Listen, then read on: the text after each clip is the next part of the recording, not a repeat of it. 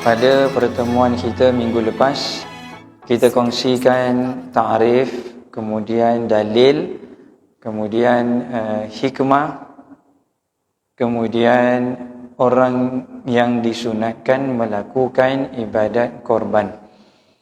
Sedikit ulang kaji, ada 4 syarat ataupun 4 kriteria sekiranya dipenuhi oleh seseorang, maka sunat muakkadah ke atas dia untuk mengerjakan ibadat korban.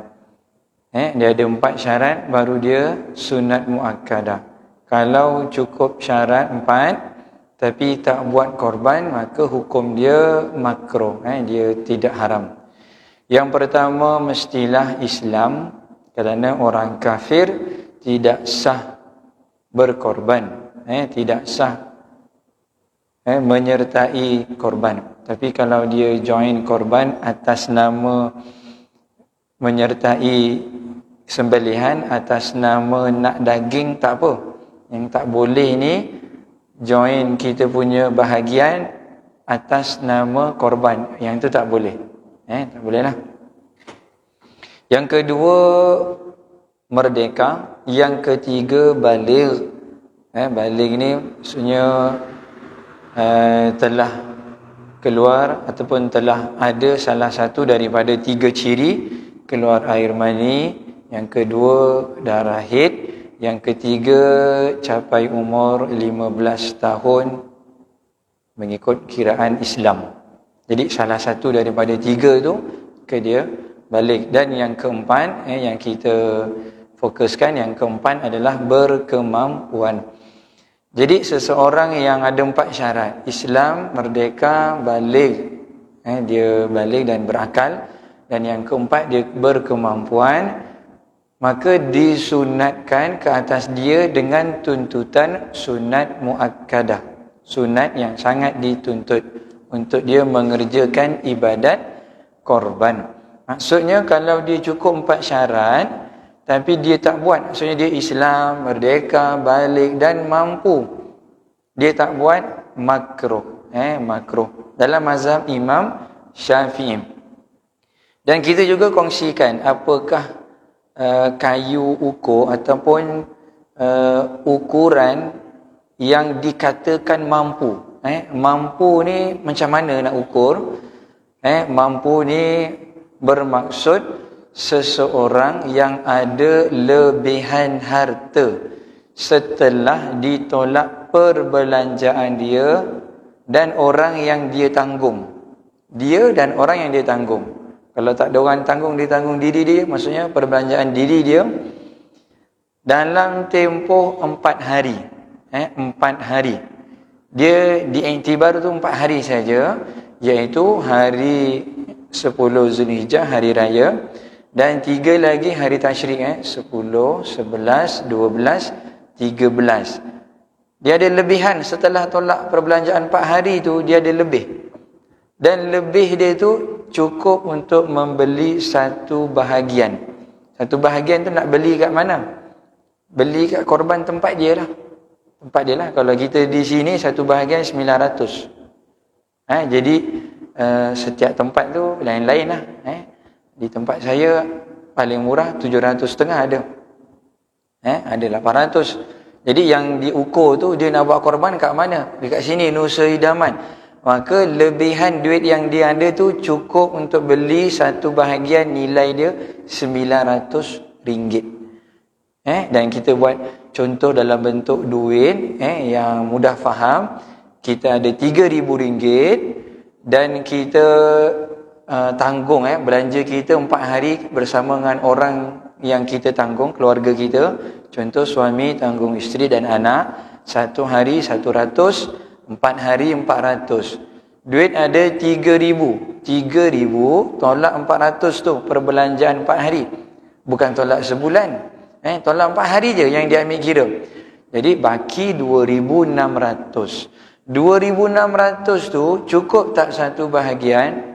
Cukup. Maka dia dikategorikan sebagai mampu atau berkemampuan. Berkemampuan. Jadi kalau tak cukup. Baki dia ngam-ngam je dia ada duit 2,000, tolak dia punya belanja dia semua sekali. Contohlah kalau dia punya tanggungan dia banyak, tolak. Jadi baki dia ada 900. Satu bahagian 900. Lebihan harta dia pun 900 juga. Maka dia dikategorikan sebagai orang yang tidak berkemampuan. Makna kata dia tak cukup lagi 4 syarat. Dia cukup 3 je. Islam, merdeka, baligh. Yang keempat, berkemampuan tu dia tak cukup. Maka kalau dia tak buat korban pada tahun itu, tak makruh. Tak makruh. Maka kita mudah faham. Kemudian dia ada perincian hukum. Sunat yang pertama tadi kita kata sunat muakkadah ni, secara detailnya sunat muakkadah alal kifayah. Maksudnya bagi isi rumah yang ada berbilang dan mereka itu di bawah tanggungan wajib salah seorang. Contoh, ada ayah tanggung, suami tanggung isteri dan ada 3 orang anak. Maka dalam 5 orang tu suami, isteri, 3 orang anak. 5 orang. Namanya sunat muakkadah alal kifayah. Kalau suami buat, maka yang 4 lagi tu tidak makruh. Ataupun diangkat hukum makruh. Diangkat hukum makruh sebab dalam satu keluarga yang cukup syarat dia, suami cukup syarat, isteri pun cukup syarat, anak mungkin tak cukup lah. Jadi kalau suami dah buat, maka isteri tak makruh. Tapi yang dapat pahala korban siapa? Yang buat, peserta korban. Kalau tak ada, dia bujang, dia bujang, umur 25-30 tahun, dia memang duduk satu rumah, tapi 5 orang kawan-kawan bujang dia tu masing-masing tak tanggung di antara satu sama lain. 5 orang dalam satu rumah, tapi masing-masing tak tanggung, dia uruskan diri dia sendirilah. Maka itu namanya sunat aini, sunat muakkadah alal ain. Maksudnya sunat muakkadah tu tertentu atas dia, per individu, per individu. Ini kita kata apa? Seperti fardu kifayah dan fardu ain. Fardu kifayah dan fardu ain itu cuma kalau fardu kifayah dan fardu ain kalau tak buat berdosa. Satu taman tu tak ada orang yang menguruskan jenazah, maka semualah berdosa sebab dia fardu. Tapi kalau ada seorang je, tak payah ramai, seorang je, seorang mandi, seorang kapan, seorang solat, seorang kebumikan, maka dia telah mengangkat hukum berdosa ke atas orang yang lain. Sebab kalau dia tak buat, maka berdosalah yang lain. Disebabkan dia buat, yang lain tu tidak berdosa. Itu fardu kifayah. Yang ni sunat kifayah kita panggil, sunat kifayah. Jadi kalau dalam keluarga kita, suami mampu, isteri pun mampu, tapi dua-dua nak buat, maka silakan, itu lagi bagus. Sebab suami dapat pahala ibadat korban, isteri pun dapat, dan banyaklah daging yang boleh disedekahkan. Banyaklah fakir miskin ataupun orang lain dapat daging korban, daging sedekah. Jadi itu perincian dia punya hukum dia. Kemudian kita tengok apakah hukum silap ni pernah terangkan hukum korban untuk orang yang telah meninggal dunia. Jadi berkorban untuk orang yang telah meninggal dunia, kalau tak silap saya pernah terangkan hukum korban yang telah meninggal dunia. Kemudian kalau biasanya kadang-kadang musim korban ni ada orang nak buat akikah juga. Dia korban, dia pun nak sekalikan. Kita tengok di antara korban dengan akikah yang mana nak didahulukan. Yang pertama, jika berlaku pertembungan di antara mendahulukan korban untuk diri sendiri, maksudnya dia peserta, ataupun nak buat akikah untuk anak dia, maka mendahulukan korban lebih afdal. Di antara korban dan akikah untuk anak ni, kita nak buat mana dulu? Afdal ni maksudnya lebih besar ganjaran. Dua-dua boleh buat, tapi yang paling dituntut Paling besar ganjaran adalah mendahulukan korban. Kerana apa? Kerana ibadat korban ni ada sebahagian mazhab yang mengatakan wajib. Pertama sebab dalam mazhab Hanafi, mazhab Maliki, korban ni hukum dia wajib. Mazhab kita sunat muakkadah, sunat yang sangat dituntut. Jadi bila ada sebahagian mazhab yang mengatakan wajib, maka kita meraihkan. Kalau akikah sepakat semua sekali sunat, tidak ada satu pun para ulama yang menyebutkan akikah ni wajib. Tapi korban ada pendapat yang kata wajib. Jadi kita nak meraihkan, maka kita dahulukan korban. Yang kedua, kerana ibadat korban ni waktu dia suntuk 4 hari saja. Kalau akikah sepanjang tahun boleh buat. Sepanjang tahun. Akikah sangat dituntut pada hari yang ke-7. Kalau tak sempat hari ke-14. Tak sempat hari ke-21. Atau sampailah sehingga sepanjang isteri tu masih darah nifas lagi. Maksudnya masih dalam pantang lah. Masih dalam nifas lagi. Itu tuntutan ni sangat dituntut. Jadi kita kadang dapat anak, kalau boleh buat pada hari ke-7, hari ke-7, tak boleh 14. Tuntutan dia yang paling kuat sehinggalah isteri tu masih dalam keadaan nifas. Nifas. Nanti kalau lepas dia dah suci, maka dituntut juga, tapi tuntutan dia tak sekuat waktu tempoh dalam nifas tu. Contoh nifas tu 45 atau 50 hari lah, bergantung pada orang. Maka tuntutan dia sangat kuat. Kalau terlepas tak ada kemampuan nak buat, maka kita boleh buat lagi sunat juga sehinggalah anak itu balik. Balik. Contoh dia balik umur 12, kita buat akikah dia umur 9 tahun. Waktu kita nak buat majlis walimah anak sulung kita pun buat akikah untuk anak bongsu kita tu. Kita buat akikah sekali. Boleh. Jadi cerita yang pertama tadi, kalau nak buat korban untuk diri sendiri dan akikah untuk anak, mana nak dahulukan? Dahulukan korban untuk diri sendiri dengan 2 alasan. Sebab tadi ada pendapat yang kata wajib. Yang kedua, sebab korban waktu dia limit 4 hari sahaja. Adapun jika bertembung sama ada nak buat korban untuk anak. Tadi korban untuk diri sendiri, ini korban atas nama anak. Maksudnya anak kita sebagai peserta. Ataupun nak buat akikah untuk dia tu, untuk anak tu, maka kita dahulukan akikah. Sebab apa? Sebab korban untuk budak yang belum balik ni, tuntutan dia tak kuat, tak sekuat kita buat akikah untuk dia. Itu dia punya timbang dia lah. Okey, kita ada sebahagian orang dia ada lebihan rezeki, dia nak buat, dia pun dia buat korban. Untuk anak dia pun dia nak buat korban juga. Dia nak buat korban untuk anak dia. Anak dia umur contoh umur 8 tahun, budak belum balik, umur 8 tahun. Jadi dia nak buat korban untuk dia. Dalam masa yang sama dia masih belum buat akikah juga untuk budak tu. Maka mana satu dia nak dahulukan, kepada ketika itu dia dahulukan akikah untuk anak. Sebab korban untuk budak yang belum balik ni, tuntutan dia tak sekuat kita buat akikah untuk dia. Itu dia punya pertimbangan dia lah. Beza kalau korban untuk diri sendiri. Sebelum ni kita juga kongsikan, buat korban untuk anak yang belum balik ni mestilah dengan harta si ayah atau harta atuk. Atuk nak buat korban untuk cucu, guna harta atuk. Ini untuk budak yang belum balik lah, budak yang belum balik.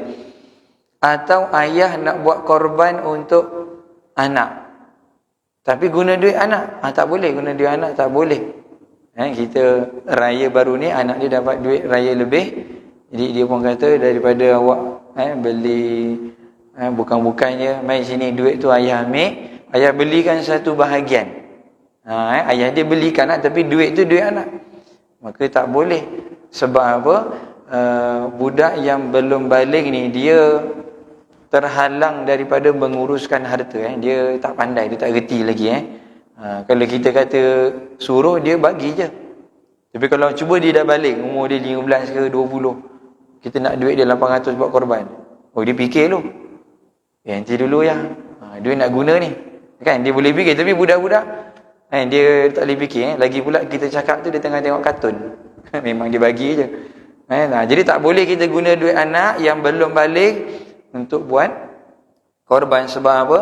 Tuntutan itu tidak di atas mereka, sebab dia belum balik lagi. Samalah ini isu guna duit raya anak ni, pernah kita bahaskan sebelum ni. Kemudian perkara yang sunat bagi orang yang berkorban.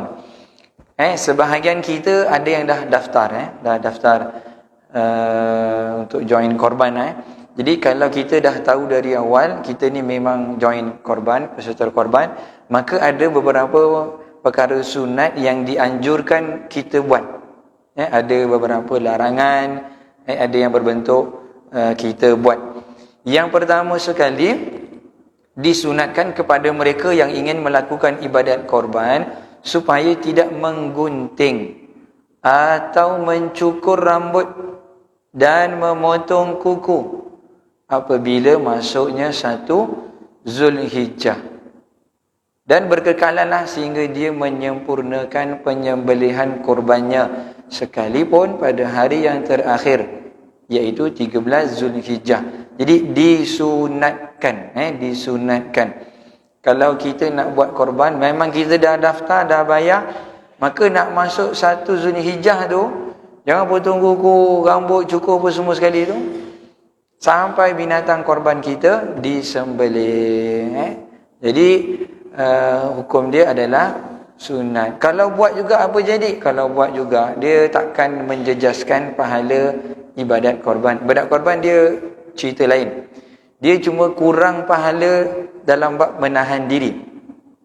Makruh, makruh kita potong kuku. Makanya pada akhir Zulqa'dah 29 atau 30 Zulqa'dah tu, sebelum masuk maghrib, kita masuk maghrib kan, masuk hari yang berikut kan. Jadi sebelum masuk maghrib tu kita potonglah kuku siap-siap. Potong kuku siap-siap. Jadi kalau hari Jumaat, dalam 10 hari kita nak menahan diri tu, daripada 1 Zulhijjah sampailah 10 Zulhijjah atau sampai binatang korban kita disembelih, kita akan jumpa paling kurang 1 hari, hari Jumaat.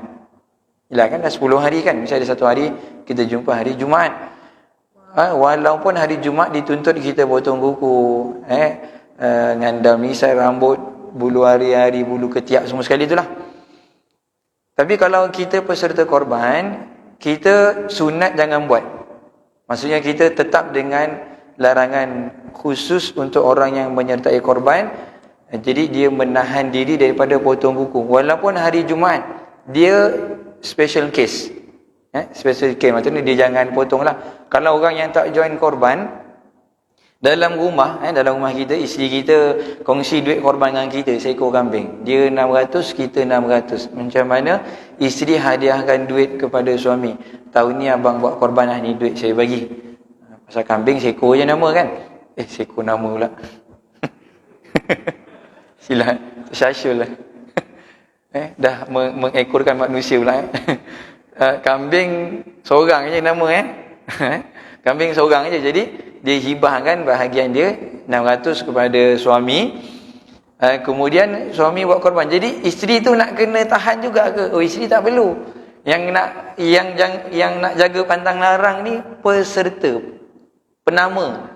Penama tu lah. Walaupun mungkin bahagian isteri tu 800, suami 400 tapi suami nak nama nama tu kalau ni nama saya segan nama awak, saya tak ada. Tak kisahlah duit banyak mana pun, yang penting nama tu nama siapa. Maka kalau nama dia, dialah yang kena menahan diri. Menahan diri. Apa dia punya hikmah dia?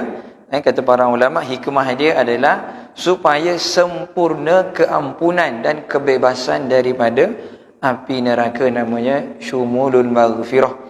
Syumulul maghfirah. Jadi kalau kita ada 2 ekor, 3 ekor kambing, kita boleh potong pada bila waktu, pada kambing yang mula-mula, binatang yang mula-mula tu. Kalau kita dapat giliran, contohnya kambing pertama, raya pertama, kambing kedua, raya kedua, kambing ketiga, raya ketiga, maka kita nak tunggu sampai raya ketiga ke semua binatang kita disembelih? Tak. Yang pertama je.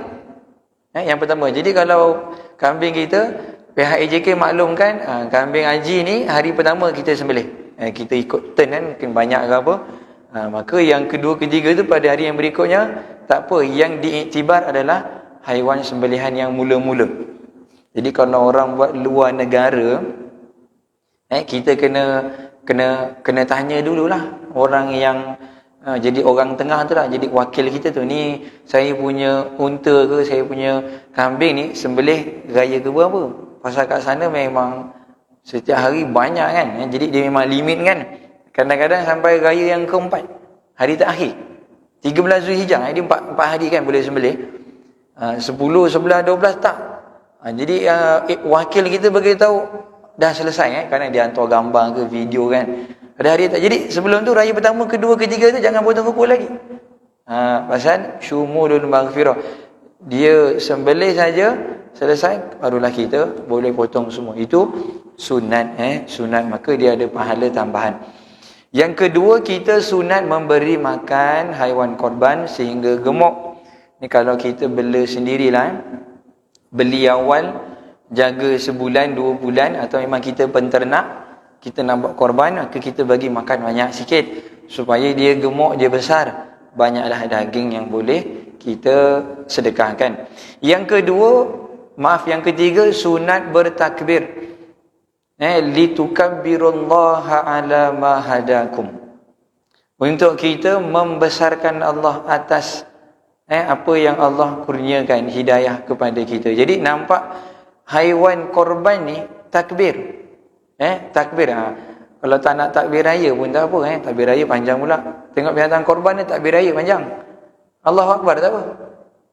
Takbir raya Allahu Akbar Allah. Maksudnya kita seorang-seorang nampak kan. Kalau kita ramai-ramai, ada yang pakai mic takbir, kita sama-sama lah join. Tapi ni kita nampak haiwan korban maka kita pun sunat bertakbir. Allahu Akbar, Allahu Akbar. Sepanjang 4 hari. Sepanjang 4 hari. Itu kalau buatlah di tempat kita. Saya tak pastilah di masjid ni boleh ke buat di sebelihan di masjid. Dah ada keputusan, boleh buat di masjid? Boleh? 5 ekor kambing hari pertama. Maksudnya ada kan? Boleh kan? Boleh lah, satu berita gembira lah 5 ekor kambing boleh. Di tempat saya tak boleh tak boleh buat, tak dapat keizinan lah.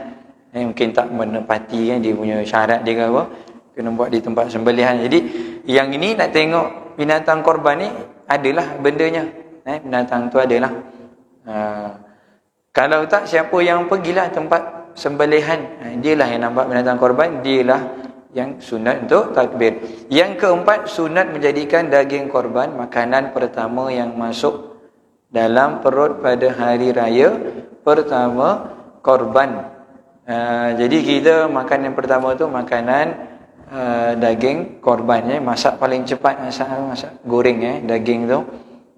Tapi kita secara realitinya agak sukar sebenarnya nak dipraktikkan sunat ni sebab kita semayang raya 8.30. 8.30 jadi habis semayang pukul 9 suku, 9.30 balik makan ketupat pun semua sekali, tukar baju datang sini balik, jadi lewat kan. Jadi kalau kita nak tahan sampai pukul 12.30 hari baru nak jamah, silap-silap makan daging liat lagi. Tak habis masak lagi kita makannya. Secara realitinya susah nak buat di tempat kita lah. Tapi Nabi semayang raya awal lah. Kita boleh semayang raya lepas syuruk. Dia beza dengan waktu duha. Kalau waktu duha syuruk pukul 7 tambah 20 minit dulu baru boleh semayang duha. Pendapat yang utama lah. Kalau semayang raya tak, waktu syuruk, lepas syuruk boleh terus semayang raya. Contoh dia nak musafir kan, nak musafir jauh ni, tapi dia tunggu syuruk masuk pukul 7, syuruk saja semayang 2 rakaat raya semayang kat rumah, kemudian dia nak musafir pergi KL ke gimana kan, at least dia dapatlah semayang sunat tu. Kalau semayang sendiri tak payah khutbah, semayang seorang-seorang kat rumah kan, ataupun kalau nak khutbah sendiri pun boleh, tak ada masalah. Jadi itu sunat makan. Bahagian mana nak makan? Sunat bahagian makan daging. Kalau kita peserta korban, maka ambil bahagian hati. Makan hati, binatang korban kita itulah. Kemudian menyembelih sendiri binatang korban sekiranya mampu. Kalau tak mampu, kita wakilkan kepada tukang sembelih. Sunat kita wakilkan bagi yang tidak berkemampuan. Adapun orang perempuan juga memang dia tak afdal menyembelih. Perempuan tak afdal sembelih walaupun dia pakar. Dalam main pisau ni memang dia pakar. Tapi sembelihan korban ni dia tak afdal. Sebab Nabi, anak Nabi Sayyidatina Fatimah, dia buat korban tapi dia tak sembelih sendiri binatang dia. Passing kepada orang lain. Nabi suruh datang untuk tengok. Tengok. Kemudian yang keenam, hadir menyaksikan sembelihan korbannya bagi mereka yang tidak mampu menyembelih. Jadi hadir ni maksudnya, tengok tu maksudnya dia datang. Hadir dia ada. Walaupun sekarang kita boleh buat live. Dia tak datang dia passing kat orang. Awak sampai sana nanti buat live saya nak tengok dia nampaklah binatang dia. Tapi dia kat rumah. Dia tak sama dia menyaksikan tu maksudnya bukan menyaksi dengan mata, dia badan tu hadir di tempat penyembelihan. Datang. Yang keenam, menjaga adab-adab sembelihan, contoh menghadap kiblat, berlaku ihsan, menggunakan pisau yang tajam, baca basmalah, selawat, takbir dan memotong 2 urat darah. Jadi urat darah ni sunat kita potong. Bahasa Arab urat tu dipanggil wadajain. Dalam mazhab Imam Syafi'i 2 urat yang wajib potong, 2 urat lagi itu sunat. 2 urat yang wajib potong tu halkum dan mari. Saluran dia punya pernafasan dan makanan dia itu wajib dipotong, halkum dan mari. Yang 2 lagi itu urat darah itu sunat. Namanya wadajain. Kemudian berdoa sebelum menyembelih. Nanti kita akan masuk doa dia. Kemudian kita tengok dia punya secara umum waktu dia. Waktu masuk sembelih ni mestilah berlalu pada 10 Zulhijjah, berlalu satu tempoh yang cukup untuk solat sunat 2 rakaat dan khutbah. Bukan dia ambil kira tu, bukan dia dah solat ke belum, tapi dia ambil kira waktu solat. Sebelum ni kita kata syuruk pukul 7, solat sunat 2 rakaat paling ringkas boleh buat 2 minit. Ambillah 4 minit. Khutbah yang ringkas boleh buat 2 minit, 6 minit. Semua sekali 10 minit. Syuruk pukul 7. Pukul 7.10 dia sembelih binatang korban baru sah. Kalau dia sembelih awal lagi 7.1 minit, 7.5 minit, maka tak sah lagi. Jadilah sembelihan biasa. Tak dapatlah sembelihan ibadat korban itulah. Jadi yang diambil kira bukan orang sembelih itu semayang ke tak semayang. Yang itu cerita lain. Cuma sunat lah sebelum dia sembelih itu dia solat lah dulu. Tapi yang kita nak kata waktu awal sembelihan tu mula pukul apa?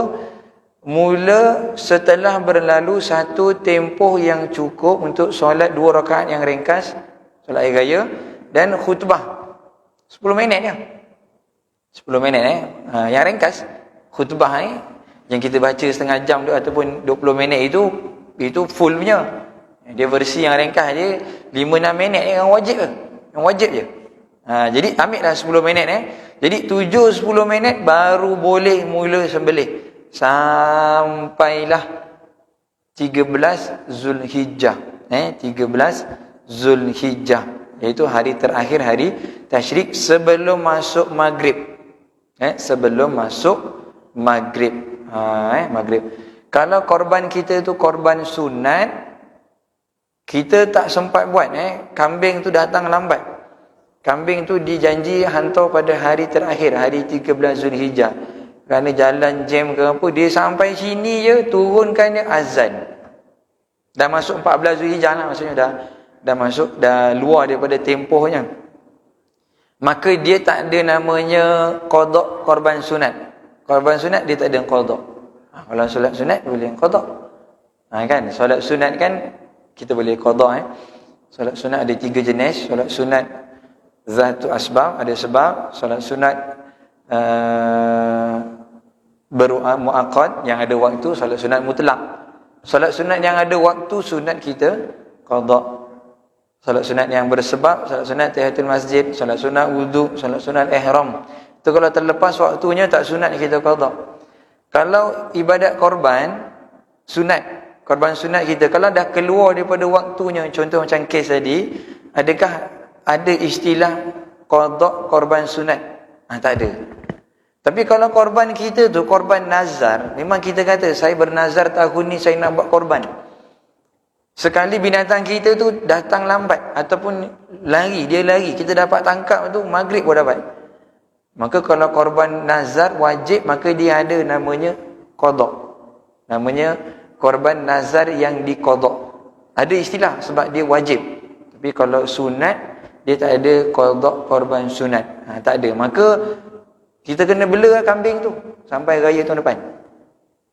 Kalau nak bela lah. Kalau tak nak, jual balik lah. Jual balik kat orang penternak tu. Nanti duit tu simpan lah balik. Okey, itu tempoh waktu. Dia memang limit 4 hari. Memang limit dia 4 hari. Sebab tu dia sedekah yang paling afdal. Sebab dia memang tertentu untuk 4 hari. Kemudian kita tengok jenis binatang. Jenis binatang. Dalam beribadat, kita dituntut supaya mengikut pedoman Rasulullah. Begitu juga halnya dengan korban.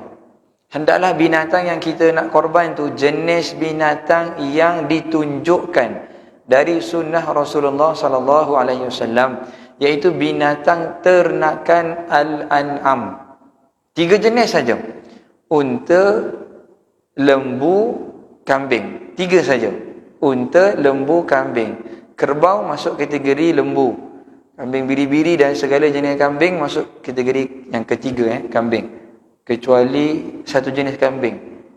Kambing gurun.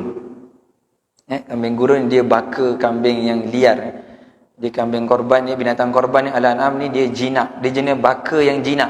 Bukan dia tu jinak. Dia jenis baka yang jinak. Sebab itu sebahagian ulama mengatakan seladang tak masuk. Seladang. Seladang ni lebih kurang macam lembu lembu hutan. Tapi dia jenis baka liar. Jadi dia tak dinamakan. Walaupun kita dah bela dia. Kita dah bela dia dah jinak. Bukan cerita dia jinak. Dia jenis baka tu baka liar. Walaupun kita berjaya menjinakkan dia.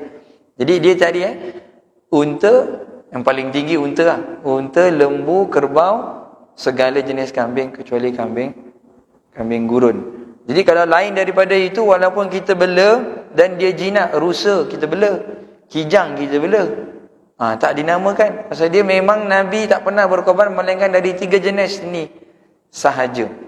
Kemudian bila kita tahu jenis binatang, boleh tak binatang kacukan dikorbankan? Dia ada 2. Binatang kacukan walaupun ni jarang berlaku, tapi seandainya berlaku, hukum dia binatang kacukan, satu binatang yang boleh korban dengan binatang yang tidak boleh dibuat korban. Maka hukum dia, anak dia tu tak boleh dijadikan korban. Contoh kita kata kuda dengan lembu. Kuda dengan lembu. Kumbu anak dia. Jadi anak dia tu boleh tak buat korban? Tak boleh. Walaupun asalnya daripada lembu pun ada. Sebab satu lagi part tu bukan binatang yang boleh dibuat korban. Tapi kalau dua-dua tu dari jenis yang boleh dibuat korban, contoh kita kata lembu dan kambing, dua-dua boleh buat korban kan? Dia pun kacuk dapat anak lembing. Lembu, kambing, lembing lembing boleh. Boleh dibuat korban walaupun jaranglah kita jumpa, tapi memang ada hukum dia dan ada dia ada detail lah umur dia, tapi saya tak bahas umur dia, umur binatang kacukan.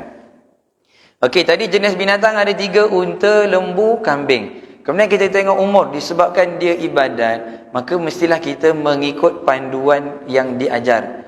Tak boleh kita main sebarang je, sebarang je umur. Khususnya kita tengok ada dua kumpulan lah yang perlu mengambil perhatian. Kita dia biasa korban ni dia ada 3. Satu peserta, kedua pihak yang menguruskan, sama ada masjid, surau, AJK korban, NGO. Yang ketiga penjual. Itu 3 pihak yang terlibat. Tapi dalam bab nak membeli binatang korban ni biasanya dua. Kita pembeli ni, peserta korban ni, jaranglah kita turun sampai pergi ke kandang dia. Biasa kan kita daftar kat masjid, daftar kat sinilah kan. Bukan kita pergi AJK bawa kita kan. Dia pergi pun dia lah, sama-sama dia kan AJK. Jadi mesti umur tu mesti kita kena cukup syarat. Pasal kalau binatang tak cukup syarat, dia tak nama ibadat korban.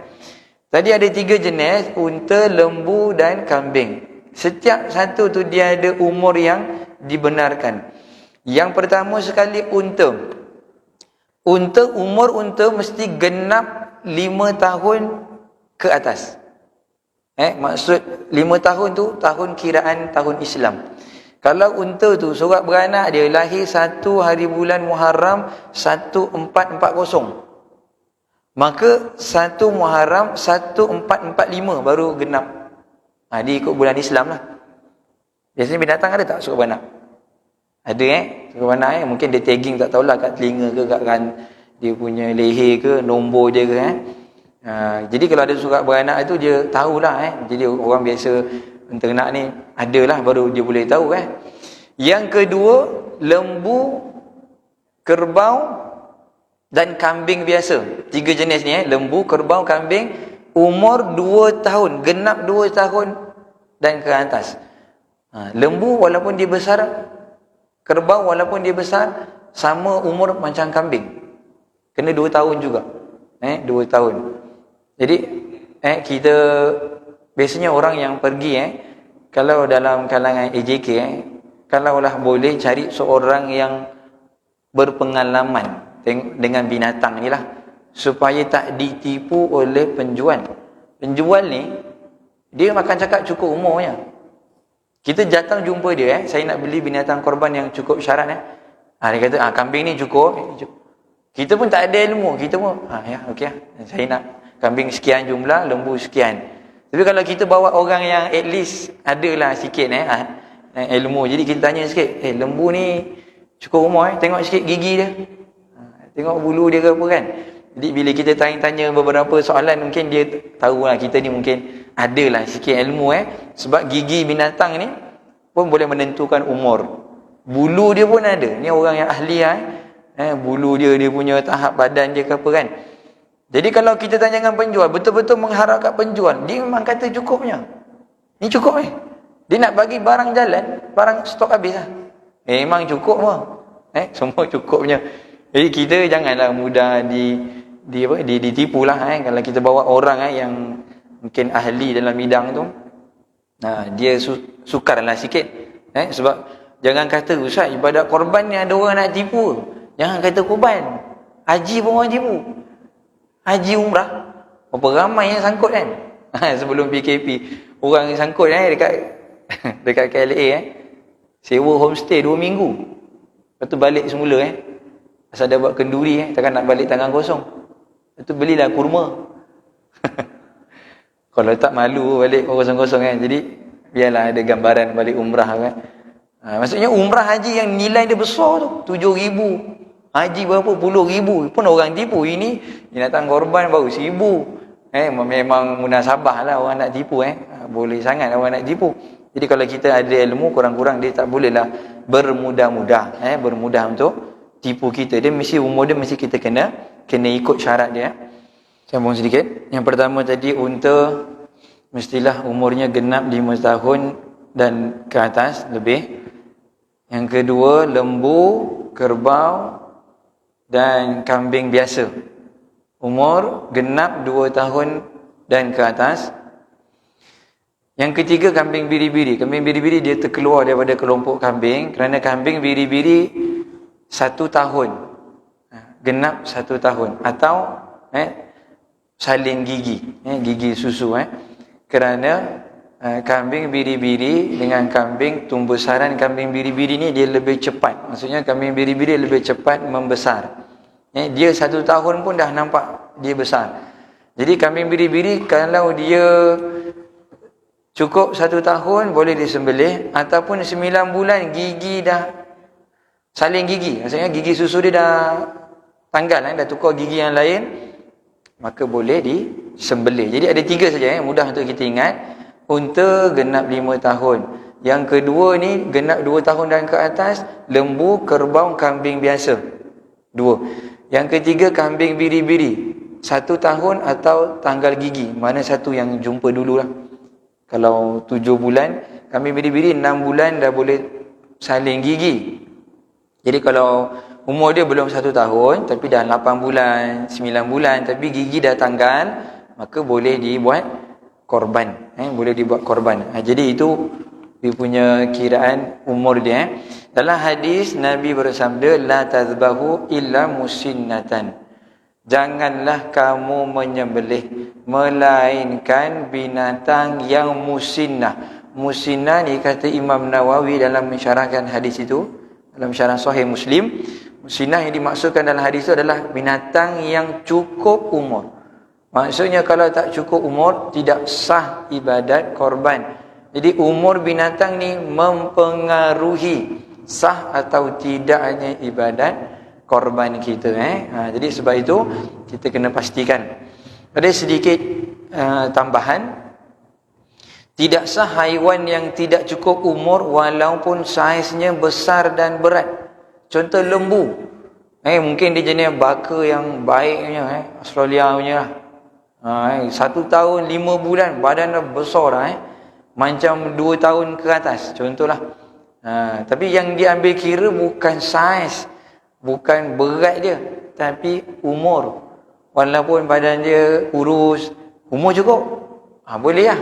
Bukan badan yang diambil kira. Di sebahagian negara, kambing tu dia punya besar sama macam anak lembu. Kambing. Dia punya besar dia sama macam anak lembu, tapi umur belum cukup. Sebab baka. Yang kedua, tambahan yang kedua, tidak sah korban jika tidak pasti adakah haiwan tersebut sudah cukup umur ataupun tidak. Kita pergi dia punya kandang ni, kita pun pilih, kita tunjuk, ini lembu ni okey tak? Cukup umur tak? Penjual tu kata, ini saya tak pasti lah, cukup tak cukup. Dia cakap tak pasti. Kalau tak pasti, yang diambil kira, diiktibar tak cukup. Sebab asal memang tak cukup. Kan umur kan tak cukup dulu, baru akan jadi cukup. Jadi kalau penjual tu tak pasti, kita jangan pandai-pandai, saya rasa okey kot ni. Kita pula pembeli yang tak ada ilmu, rasa okey kot ni, boleh ni, pasal kita nak cepat. Lagi-lagi kalau orang tu kata murah, kita buka harga, orang bagi kita duit 6,000. Lembu ni apa? Ni 5,000 boleh tak? 1,000 kita makan. Ada orang buat markup situ, dosa. Markup untung gitulah. So, dia bukan berniaga, dia wakil saja. Lain dia ada akad upah dia, upah beli binatang. Jadi tak sah kalau tak cukup, tak pasti. Kalau tak pasti, maksudnya yang diambil kira memang tak cukup, jangan beli. Yang ketiga, penjual haiwan wajib beramanah ketika menyatakan umur haiwan jualannya. Kita mungkin dah ada satu tempat ni yang biasa kita beli. Jadi kita mungkin kenal lah. Kita mungkin tempat kita kalau tak ada orang lah yang ahli dalam bab binatang ni lah. Kurang-kurang mungkin tempat yang kita beli tu kita dah biasa dengan dia. Kita pun tengok secara zahirnya dia ni orang yang soleh, orang yang baik. Maka bolehlah kita bersangka baik apa yang dia kata tu betul lah. Kalau memang tak ada orang lah yang kat tempat kita ni yang tahu dalam bab binatang. Kalau ada, jadilah lantik dia sebagai JK. Ikut kita pergi beli binatang. Dia boleh tengok-tengokkan. Jadi itu penjual haiwan wajib beramanah. Yang keempat, penjual wajib menukar atau mengganti haiwan yang tidak cukup umur jika diminta oleh pembeli, kerana akad jual beli itu adalah haiwan korban yang cukup syarat. Dia hantar ke tempat kita kambing umur 1.5 tahun. Umur 1.5 tahun. Dalam banyak-banyak kambing tu mungkin satu tu dihantar yang kecilnya, ataupun dihantar yang tak cukup umur. Kemudian kita ni boleh minta ganti balik atau minta tukar balik. Sebab dalam akad jual beli kita tu, kita nak beli binatang kambing yang cukup syarat buat korban. Bila dia tak cukup umur 2 tahun, maksudnya dia tak cukup syarat lah, dia bukan binatang yang kita akadkan, maka dia kena tukar. Menipu umur haiwan korban adalah haram, kerana menganiaya orang lain dan mengambil haknya dengan cara yang batil.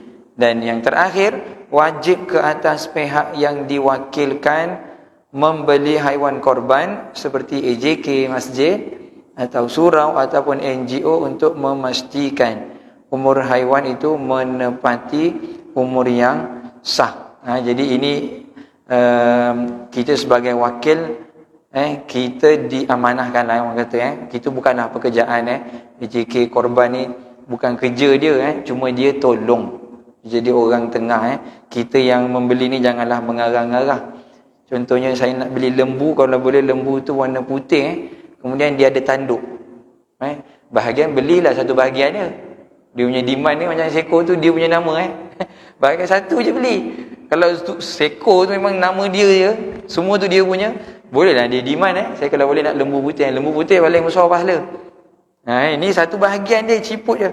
Dia punya jangan mendiman-diman lah. Masa AJK ni itu bukan kerja dia, itu kan dia sukarela nak membantu jadi orang pemudah cara.